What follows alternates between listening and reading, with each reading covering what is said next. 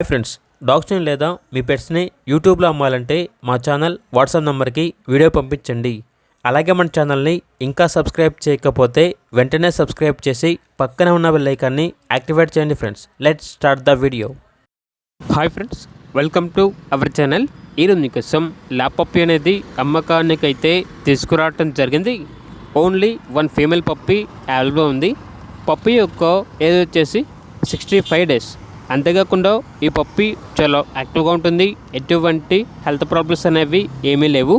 Transportation up to 15 kilometers అనగా 15 kilometers వరకు transportation provide చేస్తారు.